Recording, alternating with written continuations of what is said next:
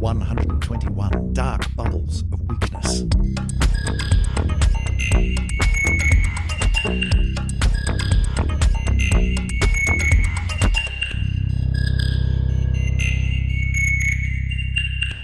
And welcome back to another edition of the Syzygy Podcast, episode 121. My name is Chris Stewart, and I'm sitting at the table of one Dr. Emily Brunsden. Emily, how are you doing this week? I'm doing great, thank you. Everything good? Yes. Happy? I've just had some birthday cake. Yes.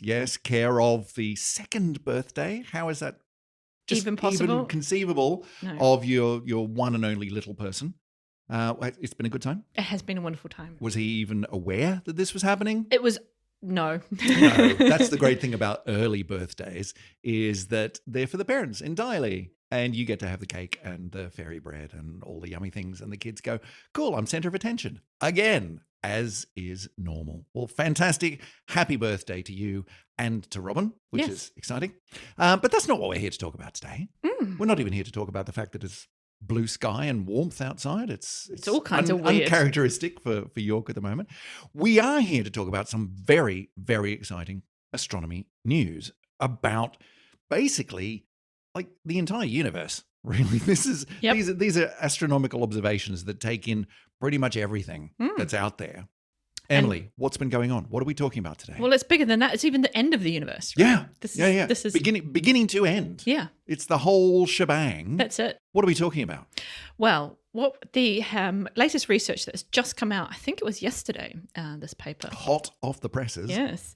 Is that there's a new map of all the stuff in the universe that we can see that's come from the DESE survey.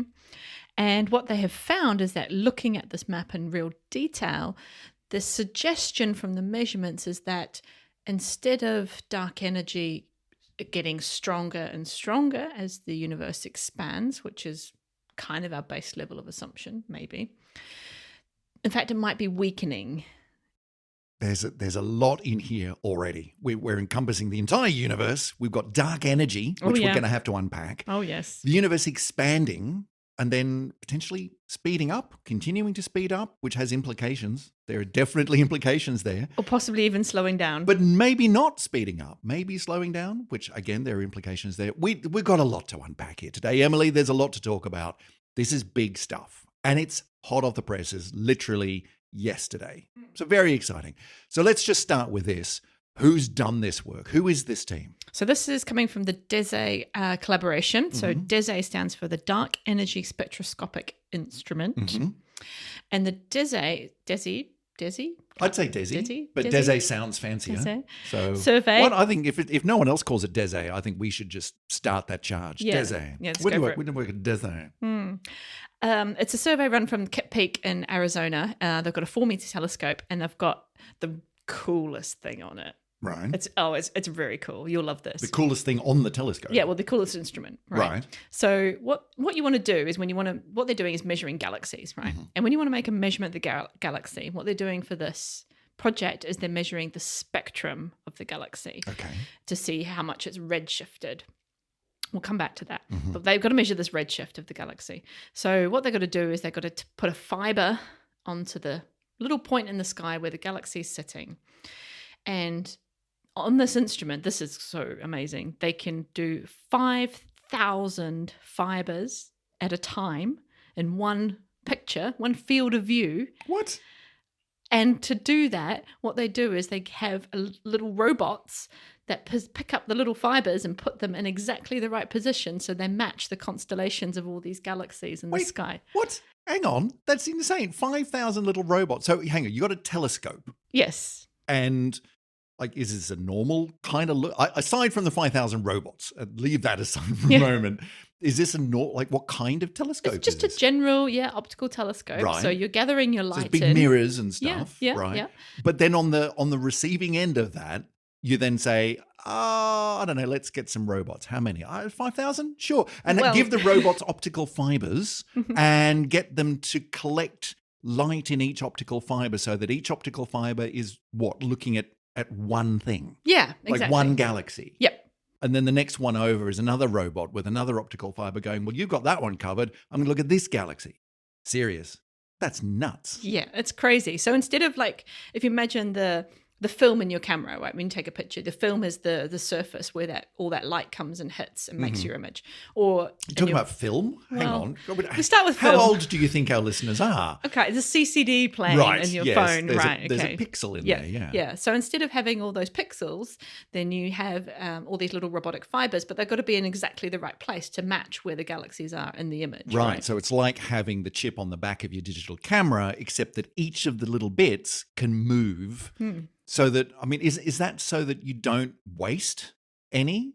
Like, you don't want to waste pixels on where there's nothing. Because we're not just taking a picture here. We're taking that light and we've got to send it to a special instrument, a spectrograph, to then break it up into its constituent colors to measure the wavelength. And I think the spectrograph can measure up to 20 objects at a time. So you've got to have these fibers kind of pouring the light down into these spectrographs to have they've got 20 feeds in each. You can probably do some long slit stuff if you want to. So they can measure lots of these objects at the same time is the point. Bottom line is this is quite a fancy telescope. Oh yeah, it's amazing. Here. Okay. And then so you got your 5,000 fiber positions. If you want to say point at a different patch of sky and put them in a different position, the little robots will change all the positions of the fibers and it only takes 3 minutes to completely reset. How big is this thing? That's got to look fantastic. It's crazy, isn't it? It's I've got amazing a wonderful mental image of something like Pixar would produce, or Wallace and Gromit or something, with all these little robots running around with little optical fibers. I'm sure it doesn't look anything like that, but I'm going to keep that anyway. Look, we've just gone down a little rabbit hole of what the telescope looks like. We've mentioned that this is a large collaboration of people, and we had a quick look at the actual paper from which these results are drawn, which dropped yesterday, you said. And in order to determine, like, how do we cite this? You know, we normally say, well, this is, Brunsden et al. And in this case, it's alphabetical. And so we're just going with the Dese collaboration because the paper has like 100 people on the front. And then in brackets, it says, plus another 103 collaborators that continue on the next page. Like, okay, fine. We'll just call it the Desi collaboration. It's cool. A big survey. So anyway, so this telescope and this instrument, the point of what they're trying to do is to make all these measurements of individual galaxies. They started in 2020. So that's when they started. It's a 5-year project in total. So they're reaching towards the end of it, I guess, now.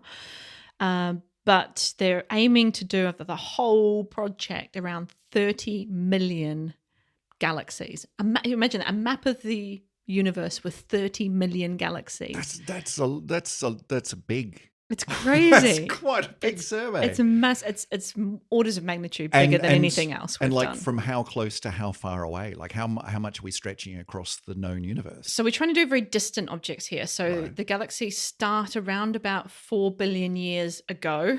So 4 billion light years away. So this is not our local cluster. No. This is, so when we're going in back, and of course, when we're looking at very distant objects, we're looking back in time. Sure. So we can be a bit kind of flippant about whether it's 4 billion years ago or 4 billion light years away. Just interchangeable at this point. Kind of. So 4 billion years ago to 11 billion years ago in the universe. Okay. So that's most of the way back to the earliest phases of the universe, but not quite all the way. But it's a big stretch of universe is what we're saying. Yeah. Here. Okay. Yeah, exactly. So they're mapping the distances to these galaxies in order to map out the universe. Like that's what they're actually doing. Creating a 3D map. Yeah. Because once you've got this 3D map, then you can start to do a couple of things. First of all, you can look at the distribution in space and sort of think about, how is matter formed? I mean, there's lots of other, I guess, science questions you can go down. What we're talking about here is we're trying to use that map of the universe to understand how dark energy has influenced our universe. And so dark energy is this force which is currently accelerating the expansion of the universe in present day. So shall we do a little deep dive into dark energy? Yeah, for a let's minute? do it. We need to talk about this. But just to sum up. Okay, so I mean, here we are, roughly 10 minutes into the podcast. Quick summary. What are we looking at today? It's the latest results from Dese. Dropped just yesterday. Massive survey of most of the universe, let's face it. 30 million galaxies is where they're going to get to. This is not everything that they've looked at, but this is a pretty big data dump. And it's mapping out the universe, but it's not just looking at what's where. It's also looking at where's it going, like how fast it's moving away from us and all of that sort of things. Or we have to talk about redshift. But for now, let's chat about dark energy, because this is one of a couple of really big ideas in modern cosmology that still blows my mind, because it's one of those really big things that we still really don't get. So, Emily, quick primer. What's dark energy? Oh, we don't know. Good. Right. Okay. Everyone can go home now. Where did it come from? Why do we think there's dark energy? Yeah. Let's start from the beginning. Literally the beginning, actually. Okay. So let's take the simplest model. So we have the Big Bang, which was some kind of Big Bang. Yeah. It's in the name. The universe came into existence. Mm-hmm. Since then, however you choose to do that. Yeah. Yeah.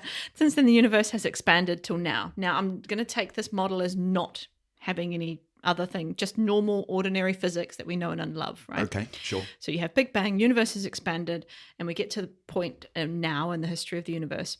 And now we would expect gravity to be starting to overcome, let's say, the repulsive force of the Big Bang itself, and to start to draw the universe back closer together. Sure. Right?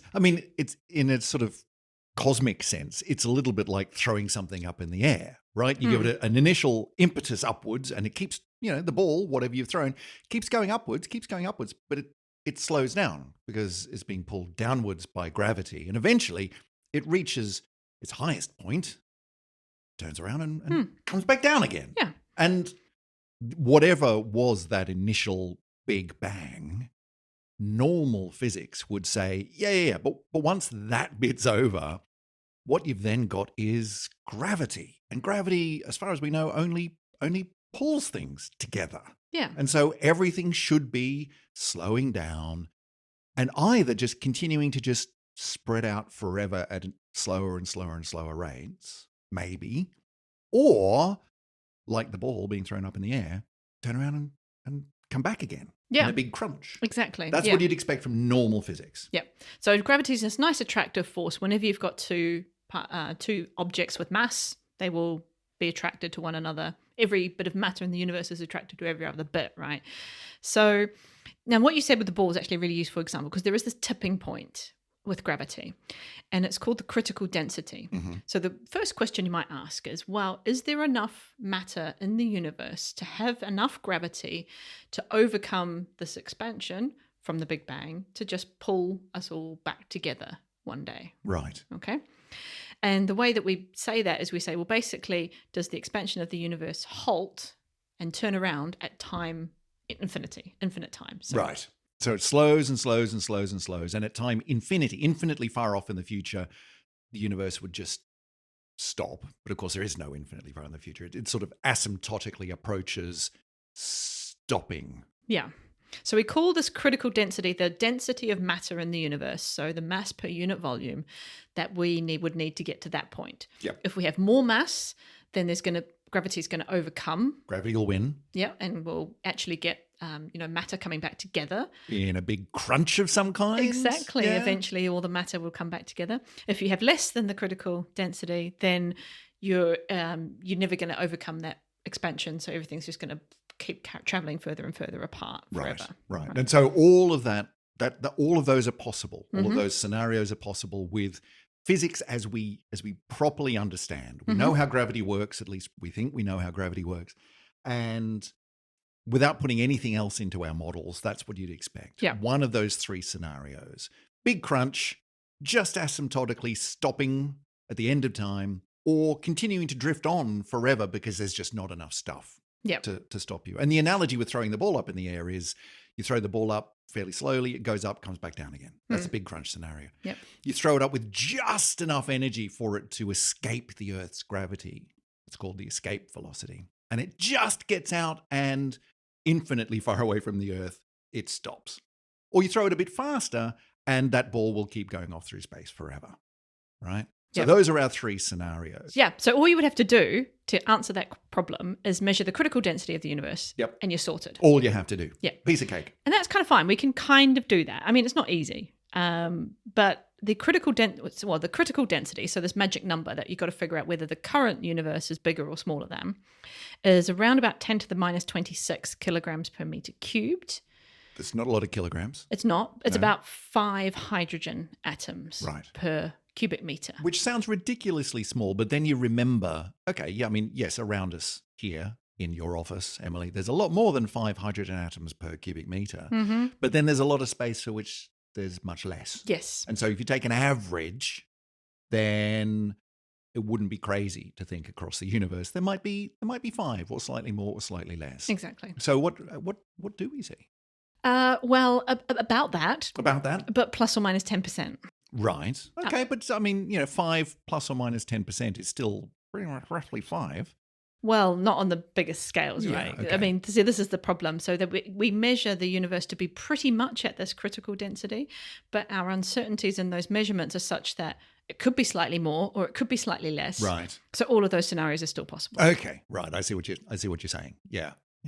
Yeah. Okay. But I mean, it's interesting that it does seem to sort of be hovering around that critical number. And that's an interesting thing in and of itself. And then, okay, so those were the 3 scenarios that when I was at university back in the 1990s, that was what was presented to us in physics classes as, so that those are the possibilities ahead of us, big crunch or asymptotically zero or continuing on drifting forever in the universe. And we just have to work out which one of those it is. No problem. And then in 1998, something really interesting happened that kind of threw that out the window. yeah, everyone's happened? mind was completely blown. Yes. So this is the discovery of the acceleration of the expansion of the universe. So And no one saw that coming. no No. one well, Not even the people who did it. except Einstein in a weird way. But anyway, Well, we'll yeah. come back to that. But so this was done by an Australian team actually, who were Schmidt and Others. collaborators. Yep. Schmidt and Co. Who were Sorry to everyone involved. who were looking at supernovae, distant supernovae in, distant galaxies, and measuring basically what we've just talked about, measuring the redshift, measuring the distances to these galaxies, trying to get a handle on how fast the universe is currently accelerating. Yeah. It's currently expanding. Yeah, measuring the distances out to these galaxies that the supernovae are happening in, and then saying, okay, well, great, how fast are they moving away from us? But to be clear, it was in order to try to figure out what you were talking about before, which is what is the density of matter in the universe, and which one of those 3, let's be clear, 3 scenarios we're talking about. And instead, they found something a little bit odd. Yeah, they found out that the current expansion of the universe was faster than the previous expansion of the universe. So we are accelerating in our expansion. So if you think about, let's say, 2 galaxies moving apart by 1 meter per second, that 1 meter per second isn't constant. It's 1 meter per second. Then the next time it's 2 meters per second. Then it's 3 meters per second. It's getting faster and faster and faster and faster. Which, to be clear, was not one of the options. No. No, if anything, maybe we'd expect everything to be slowing down, but not speeding up. No. And Definitely not speeding up, because speeding up, Emily, implies something pushing you. yes. That's the rule in physics. If you're speeding up, it's because something's pushing you. If you're slowing down, it's because something's pulling you back. And the speeding up thing, no, there's no mechanism for that. There's nothing. We've got literally nothing. There's no physics for it. No. Well, I mean, it's permissible within the theoretical physics equations we can write down. Well, that's what you were It's saying before allowed. about Einstein, right? So 100 and something years ago, Einstein's general theory of relativity, which is the one about gravity, right? Which kind of turned our ideas of what gravity is all about from a sort of Newtonian model, which is just, we've got the equations and it's just a force. Don't ask too many questions. It's just a force. To no, this is a property of space time. It's about the curvature of the literal fabric of the universe itself. Fascinating stuff. But in the equations was the possibility of just adding in and plus lambda on all the other bits which are about energy and mass and curvature of space-time, plus lambda. And what's that? And that was, you can add in a term. It's completely consistent. Don't know what it would mean, which would mean that you could have this accelerated expansion of the universe if you wanted to. That's something you could do, says Einstein's equations. But everyone just went, that's not what we see. Yeah. So there's no physics for that, so we won't worry with that. Yeah, we're good, thanks. Yeah. So it turns out it was actually built in from the start, but no one expected that. No. So now, as you say, if you think about this from a forces point of view, which I have to confess is my preferred way of thinking about it. You can think about it in dark energy in different ways. Sure. Let's go with forces. Well, I mean, just to be clear, because we need to tie this into the whole dark energy thing. The dark energy is the phrase that we use to describe this thing that causes the accelerated expansion. What is it? There must be something out there. Oh, we'll call it dark energy. Yeah, but what is that? Well, we don't know. We don't know what it is. We know what it does. Yeah. This is why we sometimes call it a force. We can also call it a negative pressure or a vacuum pressure. Kind of means the same thing. It's all the same stuff. It's doing kind of the opposite of gravity, effectively. So if we take this revised model with dark energy of our universe, we've now got Big Bang, universe expanded.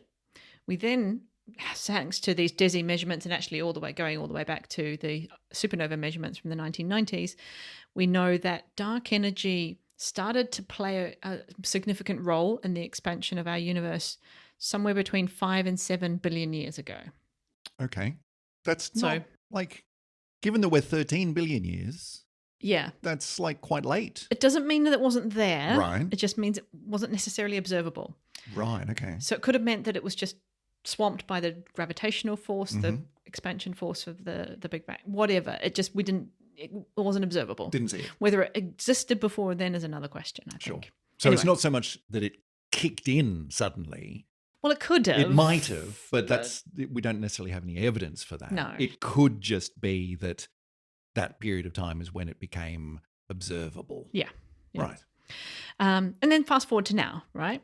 So now, we've still got gravity trying to pull things in, right? We still understand. Yeah. Most that hasn't gone away. No. Phew. But now we've got some other scenarios. So the first one is that dark energy, this pushing force, becomes so strong over time. I'm going to go from biggest to smallest here. Biggest contribution from dark energy could be really, really strong, and it could get stronger and stronger and stronger as the universe progresses in time. So strong that at the moment, what we're seeing is galaxies are moving further and further away from each other, but galaxies themselves are bound objects.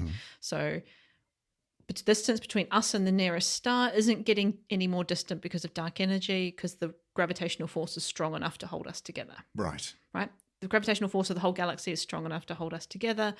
The gravitational force of, that causes us to orbit the sun, for example. It's not that the Earth holds the Earth together. Yeah. The Earth's not getting further away from the sun or the moon away from the Earth because of the expansion of the universe. No. That's not locally, small astronomical scales, gravity is hugely dominant, and that just keeps us here. It's on the larger scales that this stuff becomes noticeable and important.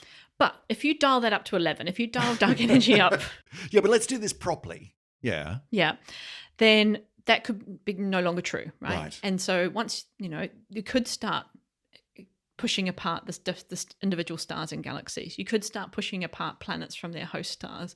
You could start pushing apart the individual atoms in your body if dark energy was strong enough. Okay. Yeah. Right? Okay. Yeah. Dark energy says, hold my beer. You think you're gravitationally attracted? You think you're electromagnetically bound? No. I can beat that. Yeah. So this is one scenario if dark energy became really, really strong, right, in the future. And so this is now called the Big Rip scenario, the Big Rip end to the universe, where eventually even atoms get torn apart by dark energy, and you're left with the most basic subatomic particles with vast distances between them. Which is a fascinating, if somewhat sort of dispiriting end to the universe, with everything just being torn apart. But sure, okay. That's given the possibility that dark energy could just keep getting stronger and stronger and stronger, that's your sort of, that's the end point of that logical step, right? Exactly. It's just the Big Rip. Okay. Yeah. So that's one possibility. Okay. So we have a fairly weak dark energy. So maybe kind of around about what we think we're measuring more recently. Mm-hmm. So it has an effect. We can see it's got an effect. And it is pushing apart galaxies, or it is increasing the distances between galaxies. It is accelerating the expansion of the universe. So the end point of that scenario is something we call heat death. Right. Which is where galaxies move further and further apart until eventually you can't see any other galaxies. So say the Milky Way galaxy, we just become completely 100% isolated, just us, our little galaxy, alone in our observable universe. It's kind of sad. Yeah, and it's called heat death because what happens is basically all the stars go through all their life cycles. They use up all the dust and gas, forming the next generations of stars. And eventually they just run out of stuff. Like once you run out of hydrogen to fuse into stars, there's nothing else you can really do. There'd be that last generation of stars, after which once they're gone, they explode or they die out, they sort of shed their outer layers. But there's just not enough nuclear fuel left that's easily burnable to make new stars. And there's not close enough together to form stars, right? So so this is just heat death where the lights just sort of slowly turn out as you leave the building. Everything just cools down. Yeah.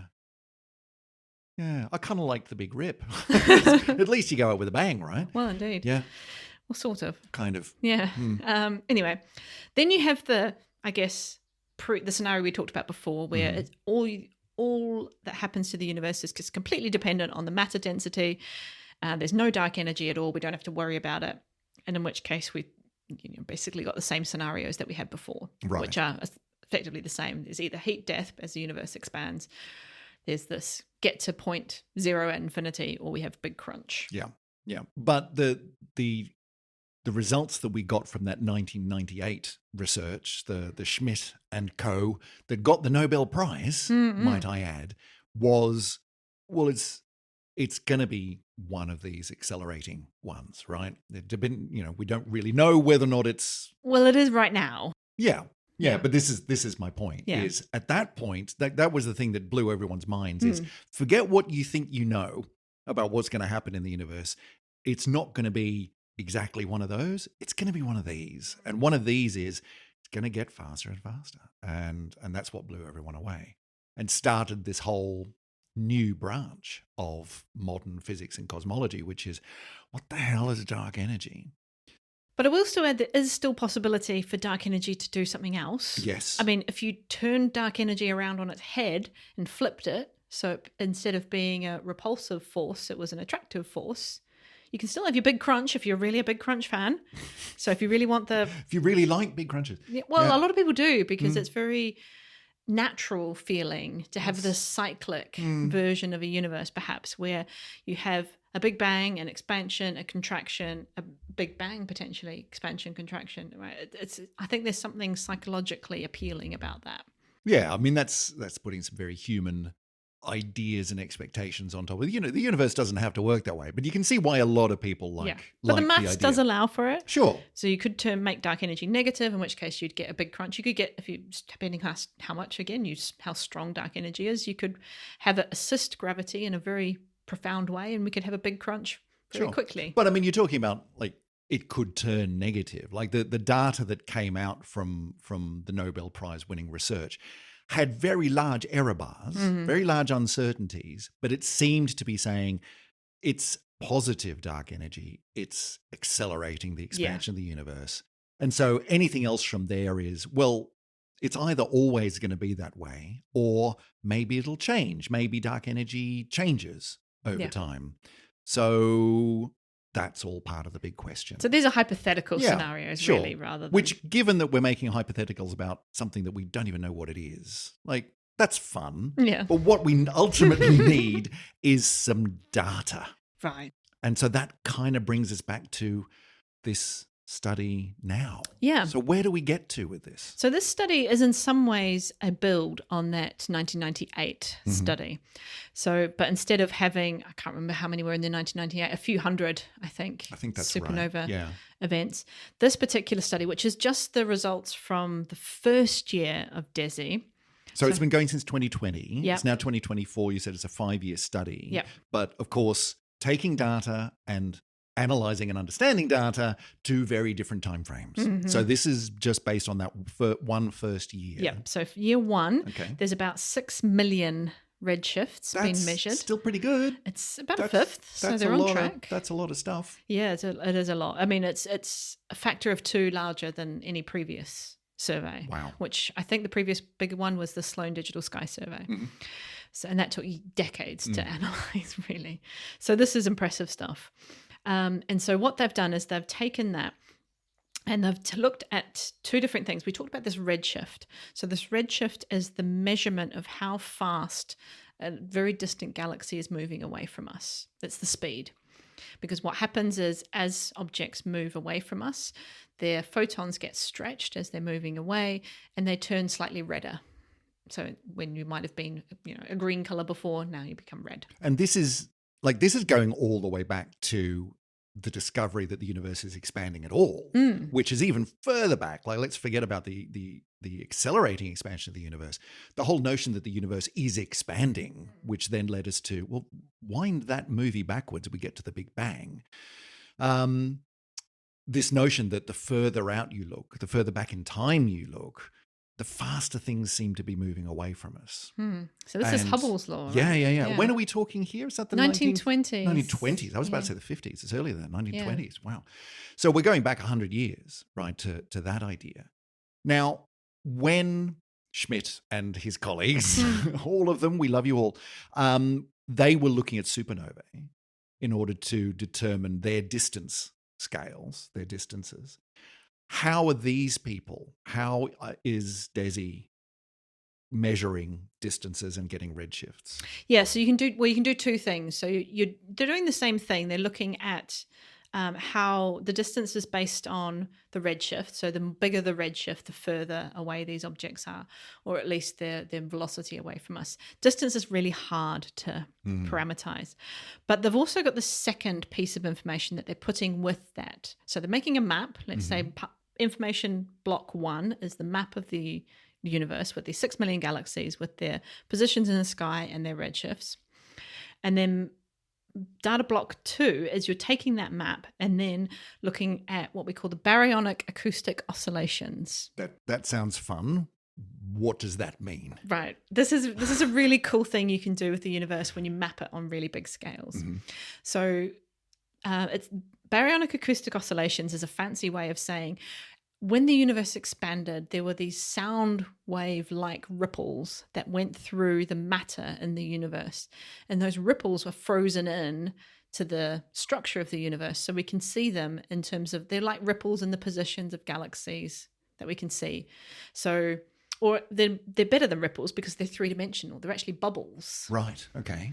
So if you can imagine a bubble that we can see in the very distant universe is a different size to a bubble that we see in the closer universe.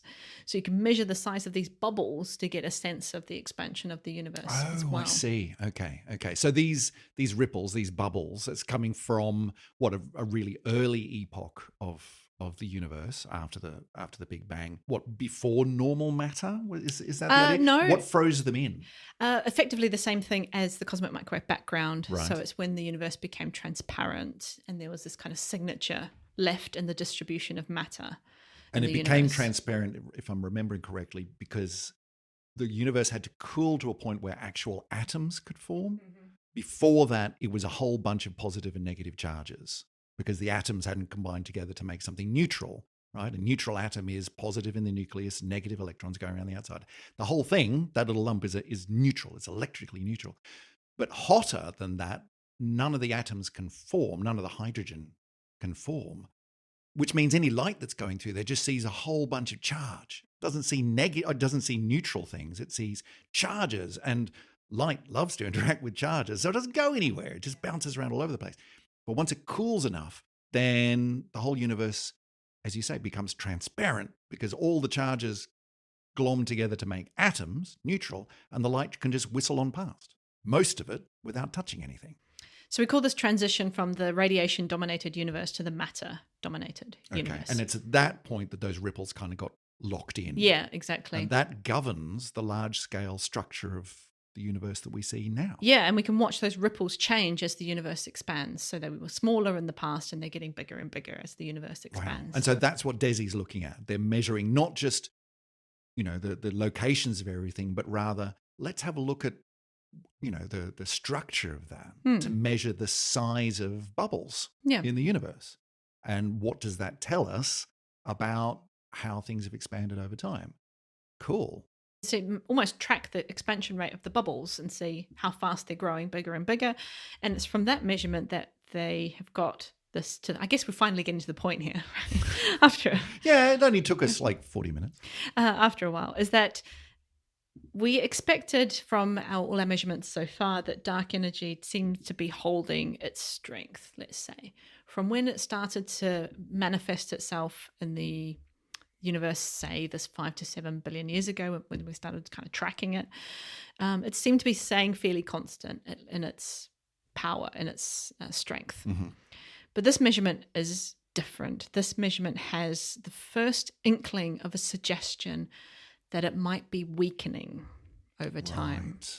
And that's new and that's different. Because as we mentioned before, that 1998 study was completely consistent with all possibilities. But, the simplest one is that dark energy is constant forever. That's the simplest model. And because the uncertainties were very, very large, well, sure, let's just go with that. We've got no reason to think it's anything but that. But this is the first time where we've got any hints that maybe we've got enough precision. The uncertainties, the error bars have come down enough that we can say, it looks like it might have been different before than it is now. Further away, it's not the same as closer in. And I'm using quite, I guess, ambiguous language here quite deliberately because it's hints of. Right. The error bars are still big. Like the error bars are really tiny. They're 1% error on these measurements. Which for cosmology is amazing. It's really, really good. It's crazy. It's just so annoying that 1% is hitting around this tipping point. It just makes it so it's still possible that dark energy strength could be constant. It's still possible that it could even be increasing a little bit. But the data point is sitting slightly on the smaller side of the line, if you like. So it's one of those results which is more research needed. Tantalizing. Let's keep going. Yeah. So I guess the overall reaction from the cosmology experts that I've seen has been like, oh, that's quite cool. Not quite conclusive yet, though, is it? Sounds a little bit like, I make this analogy so many times on this podcast. In particle physics, you look at somewhere like the Large Hadron Collider, where they have to sift through ludicrous quantities of data in order to try to find, say, the signature of a new particle or some kind of new interaction. And the number of times where there has been a tantalizing little bump in the data, and so, wow, this looks like a new particle. And then you keep analyzing, and it just flattens out. It goes away. And those sorts of things. When you're dealing with large amounts of data, the whole point is that random noise is random. And the more you keep factoring things in, eventually what seemed like a little bump could have just been that was just a fluctuation. It's gone now. Yeah. It was never real. Yeah. So we're kind of at that point. Maybe, could be. Yeah. But it's tantalizing because there are other bits of evidence that are starting to say our best models for our cosmology might not be quite on the money. Okay. And I think largely cosmologists would agree with this statement.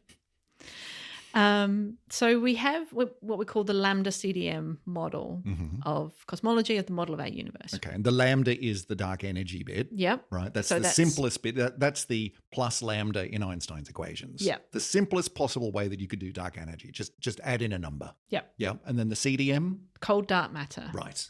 So this is basically the model that says we've got 70% of the energy in the universe is dark energy, 25% is dark matter, and 5% is all the stuff that we kind of understand. I love the way that the best model of the universe has in the name the two things that we still don't understand. Yeah. The 5%, forget about it. We understand so much about that. We're not even going to talk about it.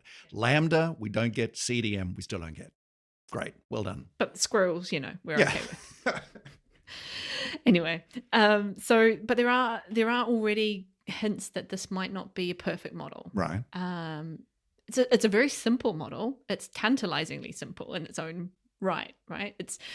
There are lots of biases that we have, I think, as physicists to try and understand the universe in the simplest possible way.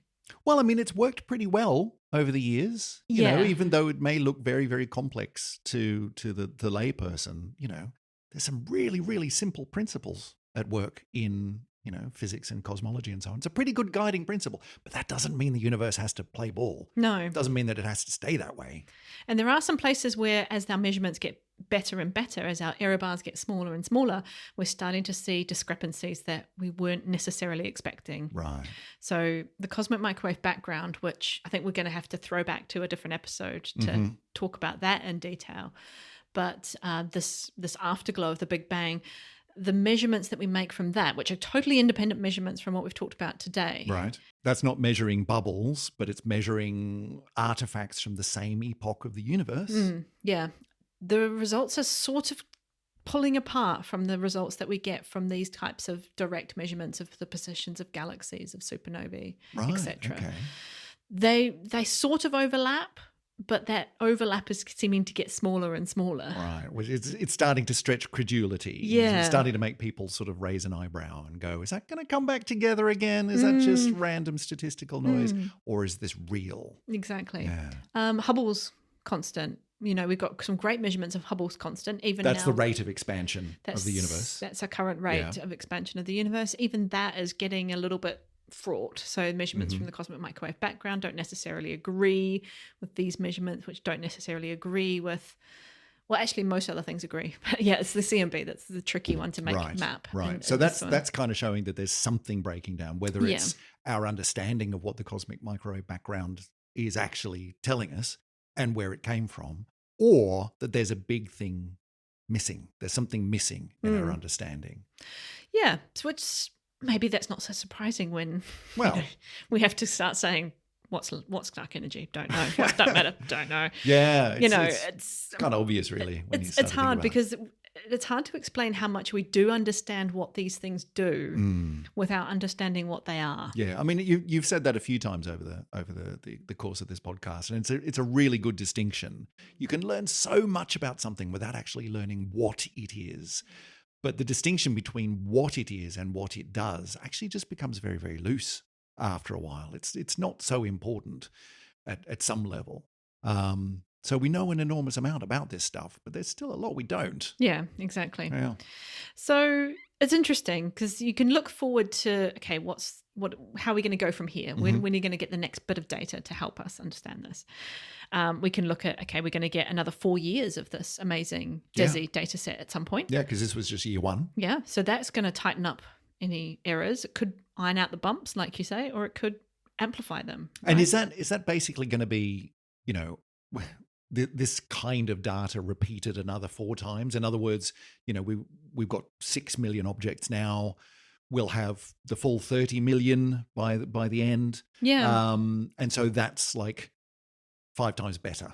Is it that kind of level of thing? It might not be 5 times better, but it certainly helps improve your statistics. All of this brings the error bars down. Exactly. So we'll get some better idea from that full data set, which is not too far away, I suspect. Then we've also got a few other big missions and telescopes coming online. We've got Euclid, which we talked about a few episodes ago. Space telescope. Yeah. So Euclid's going to be looking at basically doing the same thing, but with a slightly different technique and on a much grander scale again. Right. Wow. So Euclid's looking at huge amounts of the sky to survey. We've got the Vera C. Rubin telescope in Chile. That's an 8-meter observatory coming online from sometime next year, I think. So that's exciting. And looking at similar things or in a different way? Again, slightly different techniques, but similar, trying to map out these kind of structures amongst lots of other cool science, of course. But I mean, I was reading some of these cosmologists still remain pessimistic in terms of whether or not this will really resolve these inconsistencies. Not because we're doing anything wrong, but because the approach might not be the right approach. In what sense? So it might not show us actually what we want to see. Okay. Basically, might not be asking the right question here. So there might be other ways that we need to explore this challenge beyond what we've currently thought of in order to gain that really deep understanding of the universe. Right. I think we can acknowledge that lambda CDM might not be everything, but what the other part is could be quite different than what we expect. So all of this research could, or these different missions that you've mentioned, these different telescopes, these different studies and surveys, might get us to the point where, yeah, sure, okay, we might have narrowed things down to it. The results are consistent with lambda changing over time. And let's say, for the sake of an argument, we do manage to get the error bars down to a point where we can say fairly conclusively, yep, it was, the expansion of the universe was faster in the past. It's slower now. It's slowing down. Or at least it's not accelerating as much. The acceleration is changing. But that doesn't necessarily have to tell us why. It doesn't necessarily point us in a useful direction. It just tells us to keep looking, which is good in itself. Like, that's great. But it may be that it just doesn't give us enough to go on. I think we might have to completely reframe our thoughts and understanding of the universe to truly get to the bottom of this. And that's something that would require, I think, quite a significant shift from a very, I think, special individual or group of people to achieve that. Well, at least you're not going to be out of a job for a while.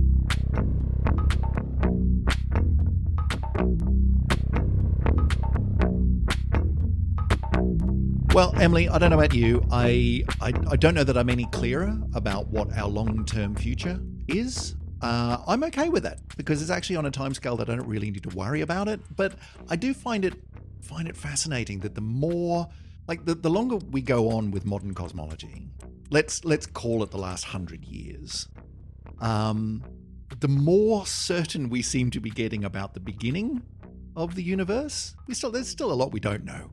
An enormous lot we don't know, but we're it feels like we're zeroing in on that. The end of the universe just seems to be getting hazier. We don't know. Just throw your hands up. I haven't got the foggiest. It could be any of these things. I don't know. Does that worry you at all?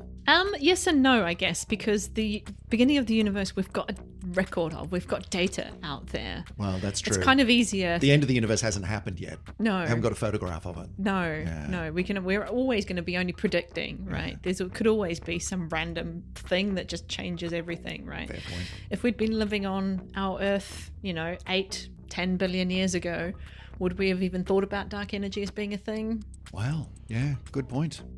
I mean, I think we had other things on our mind back then. Yeah. Weren't even a planet yet. Yeah. Possibly. Listen, listeners, if you've got any thoughts about what you think the ultimate fate of the universe is, why don't you send them to us? Emily, how do people get in touch with us with their conceptions of the future of cosmos and all of creation?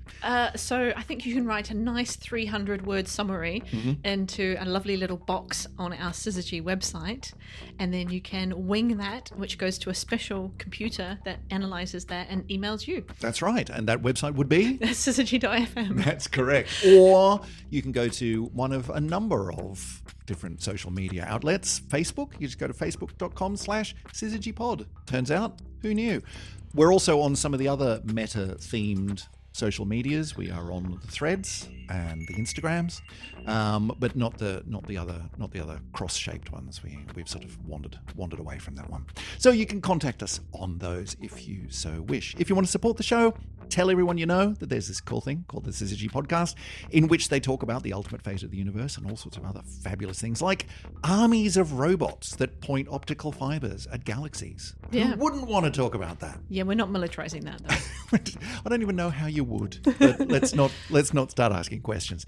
If you want to financially support the show, if you've got a couple of spare quid every month and you're thinking, I don't know what to do with this, I don't really need another coffee, do you know what? Head over to patreon.com/syzygypod and throw a couple of quid our way every month to help us keep the website going, help us to keep doing what we do, like live shows. We've got a live show coming up for the York Festival of Ideas coming up in June.